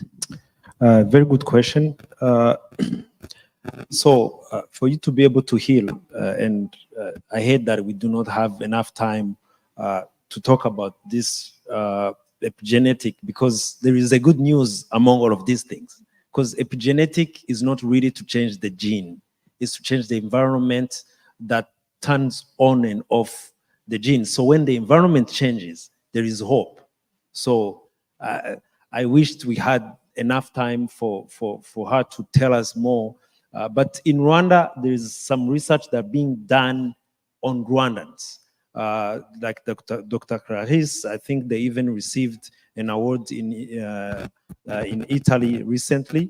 So what they did is they did research with blood, genes, all of that on Rwandans, women who are pregnant during the 94 genocide, from the group, the survivor group to the other group, and they saw the difference. So coming back to your question, really it's about three things. You cannot heal if you are not aware. Ujya gukira indwara arayirata. So you cannot heal if you do not know you are sick. And that's what we're doing here. A lot of people are not aware of the behaviors we have come to normalize what is not normal. And that's the danger.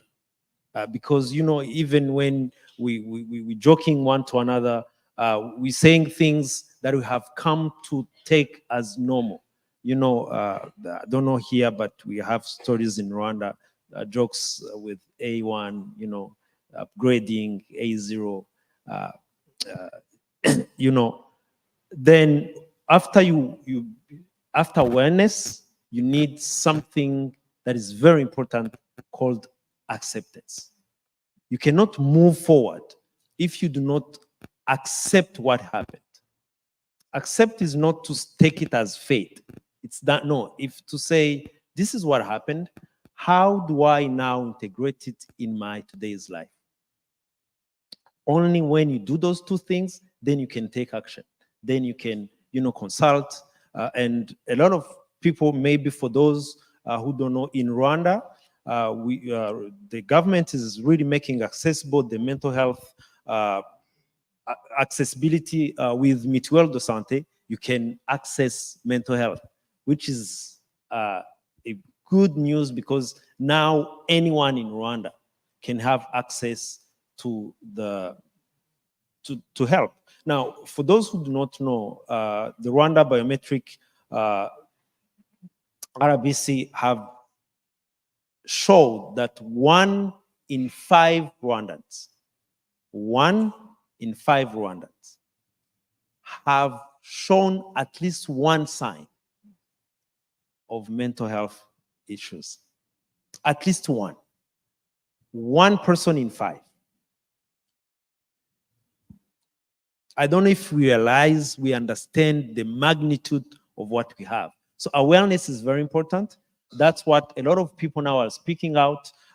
That's why personally, coming here, I wrote that book because I was like, I'm going to be talking about maybe 10, 20, let's say an hour. It's a lot to cover when it comes to relationships because that's what really what I do. So I try to put that in the book, but a lot of people are writing books. Tomorrow, I think Akaliza, who is one of the next generation survivor, is showing her second book. You know, a lot of people, young people, are now stepping in.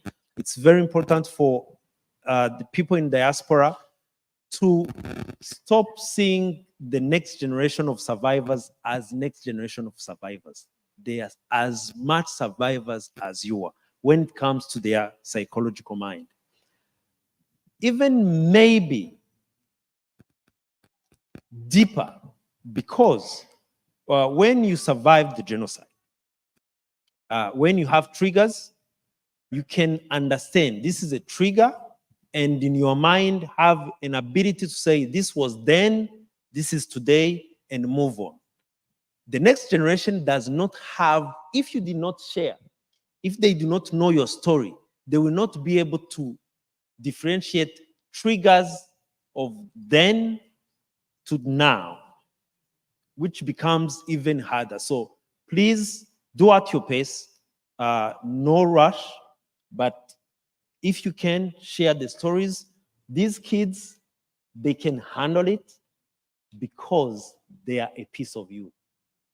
The resilience you have, they have inherited from you. I wish we could clap, but we can't when we are commemorating. So I'm gonna wrap this conversation with you. Again, this might be a deeper conversation, or you cannot even go into depth of it, but I would like maybe in 1 or 2 minutes to help us understand the epigenetics of the genocide against the Tutsi in Rwanda. What is that, and what we need to understand about it, and how can that help in trauma healing? Because the intergenerational trauma is here, and it's not going anywhere if we do not heal ourselves first. The neuroepigenetics of this. Well, I'll just say this briefly because it's linked with everything that we've been already saying. With the different aspects of the genome that are silenced or that are implicated within this experience, one of the things we're going to be looking at is the effects on the brain. And that for PTSD, for the effects on the brain, often we think about the brain in kind of 2 systems. System 2 is our executive function, our ability to make decisions, to really kind of think logically and purposefully and kind of work our way through something. When we experience trauma, and particularly when we develop PTSD, that part of our brain tends to kind of be more silenced, where our limbic system, system 1, tends to take over, that fight, flight, freeze response. The way in which our anxiety is heightened, that startle response that we were talking about before. So this is why when we see kind of dips in cognition, when we see difficulties in being able to pay attention, when we see difficulties in memory, even kind of having that brain fog, being able to think of one thing to the next, it's because some of those things that have happened genomically have implicated ourselves within our brain. So this is a full system response. We're looking at this in many levels, whether it's our hormones, whether it's the way we're passing this down, whether it's our body, whether it's our brain. We're experiencing this in the totality of our being. Again, it's an honor and a privilege for me to be part of this conversation and to learn from each and every one of you and to hear what you have to say and what you have to share with us. And I hope you've learned as much as I did. But this is where we end this conversation. Feel free to meet with our panelists if you want to talk to them, more about what they shared with us. But thank you for being here, and thank you really for fighting with us.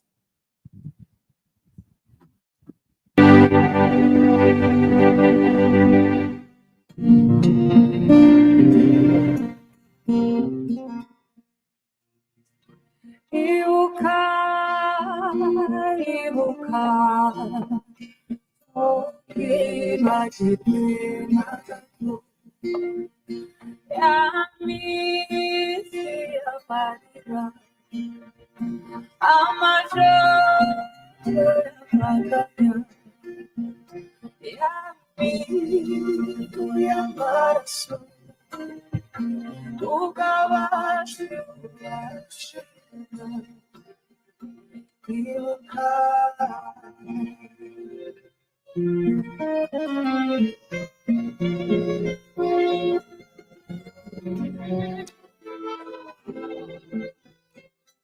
Ladies and gentlemen, thank you so much for still being with us.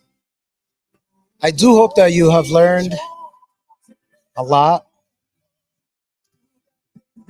And I would love to encourage everyone to please pay attention to the stage as we welcome our youth. They do have a message of hope. This is main second generation survivors.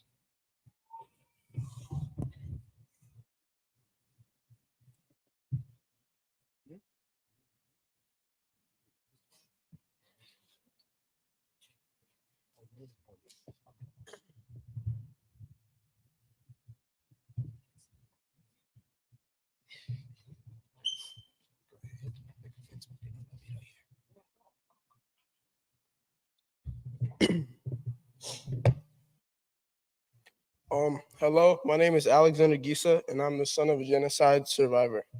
Growing up, my mother instilled in me a deep pride about being a Rwandan, despite the immense suffering we endured. She shared stories of her family, honoring their memories and the profound impact it left on our lives. It makes me sad to know that I will never meet my grandparents, uncles, or aunts. I'm heartbroken knowing that my mother's family was torn apart. Yet as I stand here today, I am filled with pride for all that she and other survivors have overcome. Her strength inspires me and fills me with hope for our family's future legacy, a legacy we can build together. Despite the pain, my mother's resilience and the stories she shared remind me of the enduring spirit of our people. It is this spirit that will guide us as we move forward, honoring the past and creating a brighter future, a safe future for everyone else. A future where never again is more than a hopeful phrase, but a reality for all people.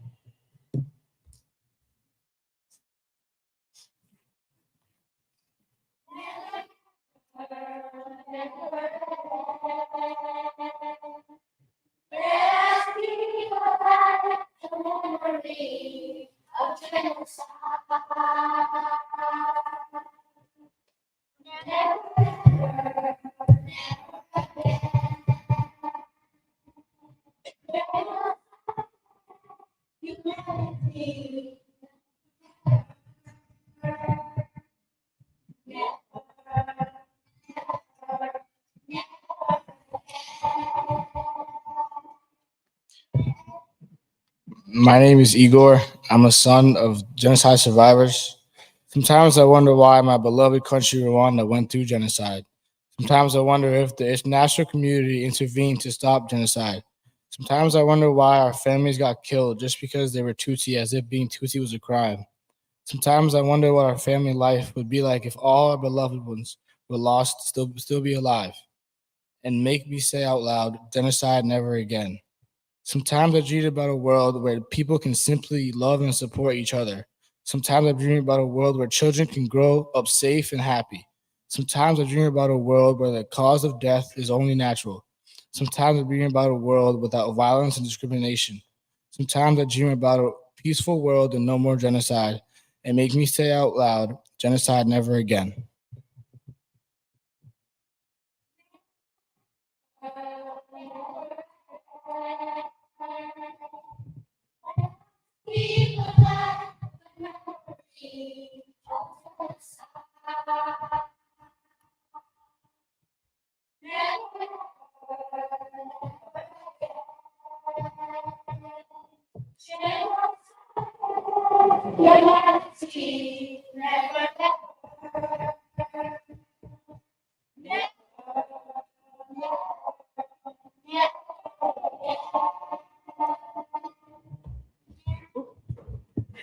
Ihorere Rwanda, Rwanda, my beautiful country. I wasn't there, but I heard that time you were covered by blood and darkness. That time love, dignity, and humanity were too far away from you, and I'm here today to remember and honor your innocent children killed in 1994 genocide against Tutsi and to carry on the legacy. I'm here to comfort you and tell everyone how beautiful and strong you are. Ihorere Rwanda. I wasn't there, but I've heard stories of resilience and bravery and stopping genocide. You've seen your people killing own people, but you've also seen your very own people saving lives and restoring peace and humanity. And I'm here today to say thank you to RPF Ingotanyi. I'm here to honor your sons and daughter who left everything behind to save my country and to pay tribute to many who risked their own lives to bring light and hope to the genocide. I'm here today standing tall and proud to be Rwandan and to say, Ihorere Rwanda, ntibizongera kubaho ukundi.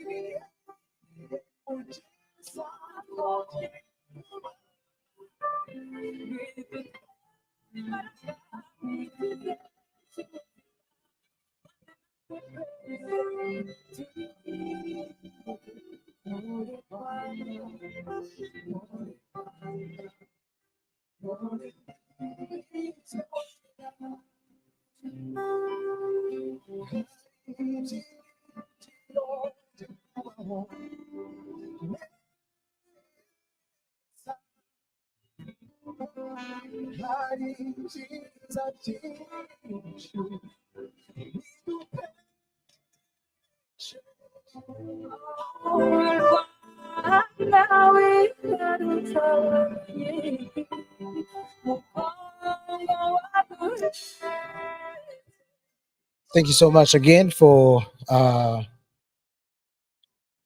kids' performance. At this moment, please allow me to welcome Marcel. We would love to recognize our sponsors. Marcel.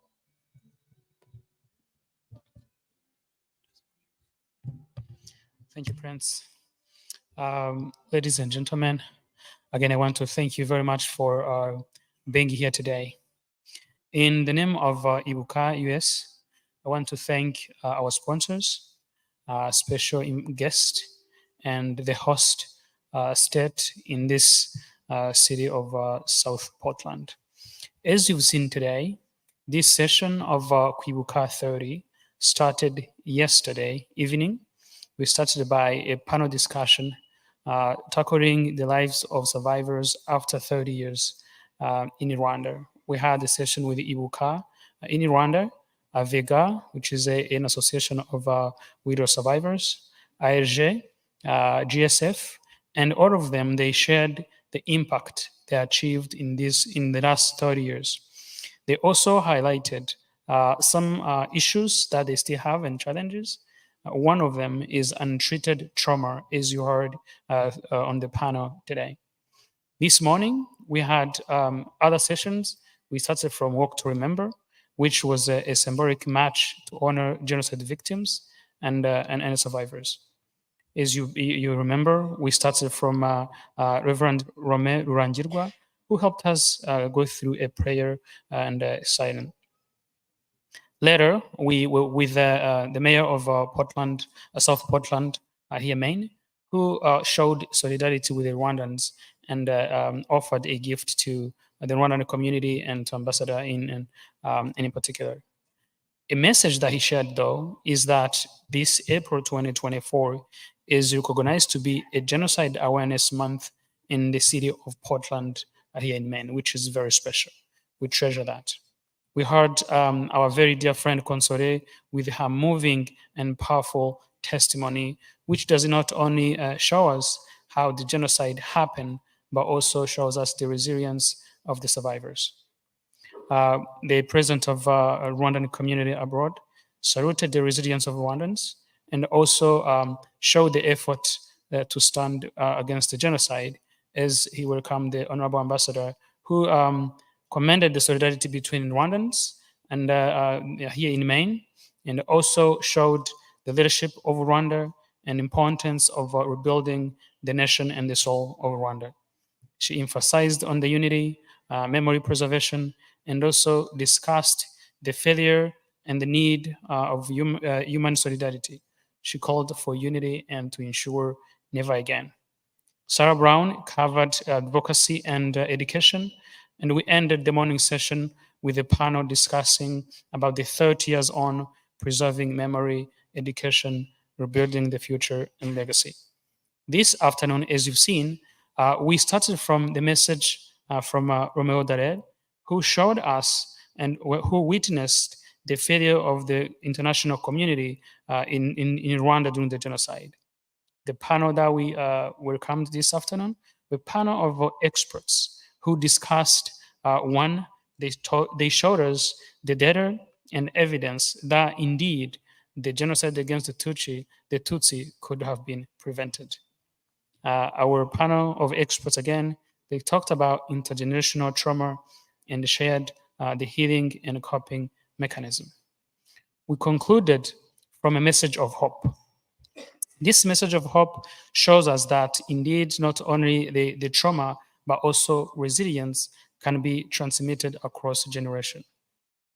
Then as we conclude this evening, we have another session tonight of Rwandan getting together to discuss our issues and to remember our loved ones in names. Always in Kwibuka, we spend a night remembering our loved ones by names, ages, what they lacked, because they were people like us. During that session, though, we speak in Kinyarwanda, our mother tongue that is connected to our emotions. And today, we continue the conversation that you saw here about mental health. We talk in Kinyarwanda about personal and family recovery. We have a Q&A sessions with our experts to ask questions and answers so that we can help our community and Rwandans in general. So tomorrow, in the morning around 10, we have the second survivors reunion in the United States. This is what we do. We meet as survivors, discuss matters that concerns us, and how we can support each other. Then allow me to thank our generous sponsors who helped Kwibuka US and the Rwandan community in Maine to organize this special event for Kwibuka30. I'd like to thank the Embassy of Rwanda in the United States. Thank you, Ambassador, for honoring our events and with your team for the support. Want to thank RCM and the US Rwandan community abroad for the solidarity that you've shown. American Jewish Community, Jimmy Muyumbu, Impact Residential Care, Peace Residential Care, Community Residential Initiative, Enox Entertainment, Happy Heaven, Bongo Saving Company, Genocide Survivors Fund, Safe Residential Care, Care Plus Residential Services, Apex Residential, One Love Home Care, Cority Care, Burundi Star Coffee, Serenity Residentials Care, Prosperity Maine, Golden Group, Legend Residential Care, and Beyond Residential Care. As you can see, this shows the solidarity not only between Rwandans, but our host state here in Maine, and in particular, this city that we've met in today. Allow me to conclude this event of today, this afternoon, reminding that we have a night session in the cafeteria where we shared that delicious meal this afternoon. So I invite you to meet you there. Now it looks like we are a little bit 5:30. If we can meet there around 7 and then continue that discussion in our mother tongue, indeed, to remember and honor the memory of our loved ones. Allow me to thank you very much. God bless you.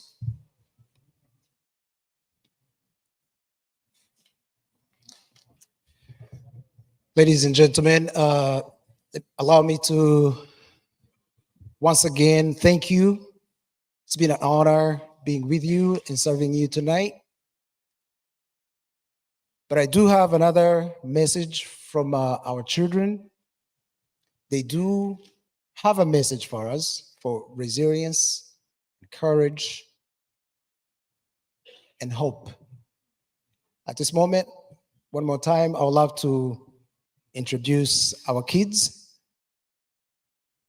And as you heard, we do have another session. We hope that you stay with us. Thank you so much.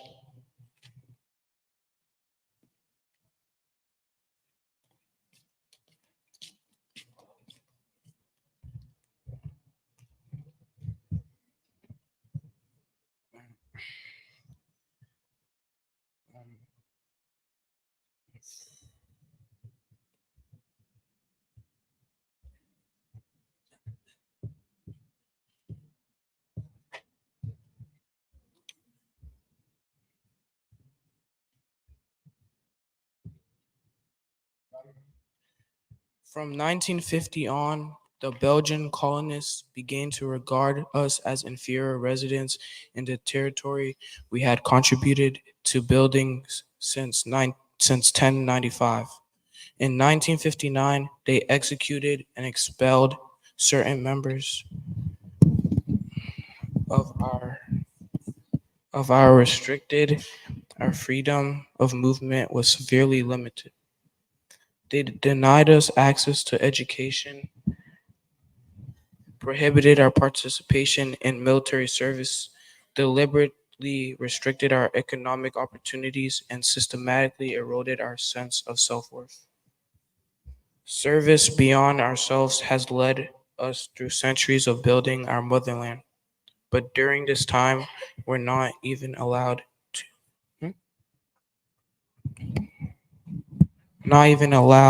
to join the army. They prevented us from conducting business. To do so, we required a patron, without whom we would not have access to the banks. To further dehumanized us, they gave us degrading, dehumanizing names. They called us cockroaches, snakes, and other names. When 1994 arrived, many dehumanized individuals were unable to resist death, but some of us managed to do so. Bicicero's hill surrounded us on all sides, destined to wipe out 50,000 people. Killers had cut off water and encircled the hill, but we held our ground. Under Narcisse Gasimba's leadership, we picked up stones and fought against machetes, when they realized they could not achieve their goal. They brought helicopters and heavy weaponry. Only 1,000 of us survived. Without our resistance, they would not have survived. Abu Agira Alex resisted. He fought with a soldier who had come to kill us, took his gun, and for more than 100 days, he protected people who had fled the marshlands in Bugesera,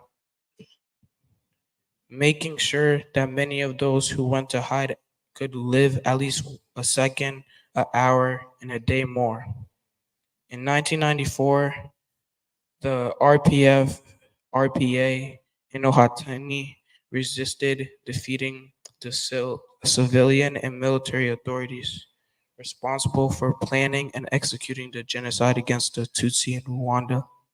Had it not been for those brave men and women, many of us would not be here. The process of reconstructing Rwanda and rebuilding aids us in strengthening our resilience. In southern Rwanda, Sinsi Tarsis resisted. He used his martial arts skills to save over 100 people. Surrounded by killers waving his machetes, he fought to take over 100 women and children from the hands of their killers, leading them to safety. His resistance saved lives. Fighting against machetes and guns will lead them to safety. He went on to be one of the AERGS's 12 founders, and today one of his students trains us. Today we resist evil, the denial of genocide, against fear, trauma, hopefulness, and divisionism. We acknowledge what our parents went through, and we honor those we lost, just like our parents' resilience. We are resilient, living to embrace life. We are embracing hope, peace, and unity that will build our beloved Rwanda.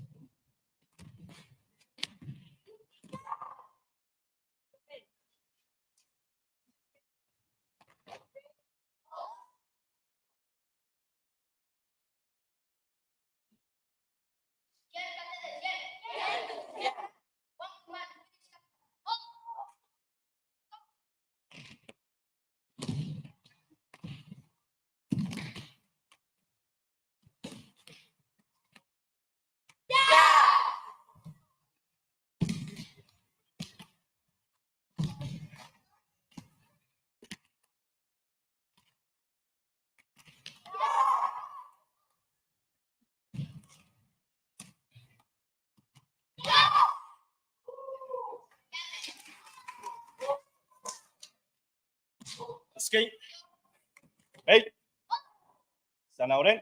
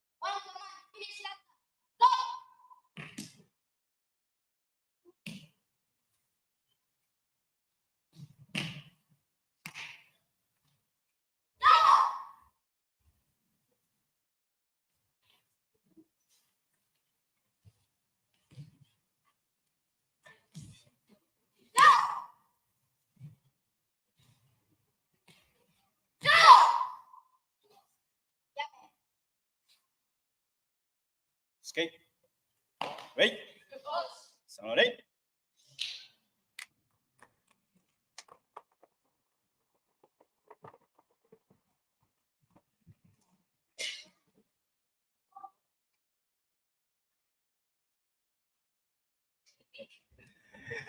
Yes, those are our kids. Sinzi ko ngiye nshobora no kuzamuka kuriya ariko but we do have they do show a message of hope. And I can tell you this, there's some things that have happened that will never happen again. Turabafite abana bacu bari gukura neza. Nagira ngo mbashimire. I'd love to thank you once again. Kandi mbibutsa yuko dufite indi session. We have another session after this. However, this one will be in Kinyarwanda. Nagira ngo mbibutse ko dufite ikindi kiganiro. Iki kiganiro gikurikiraho kiraza kuba mu rurimi rwacu rw'Ikinyarwanda. Murakoze, ngaba mufashe akaruhuko gato tukaza kongera tugahurira hano. Murakoze cyane.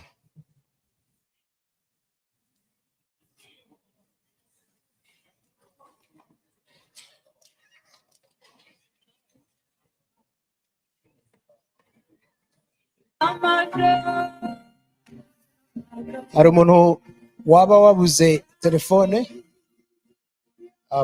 waba wataye telefone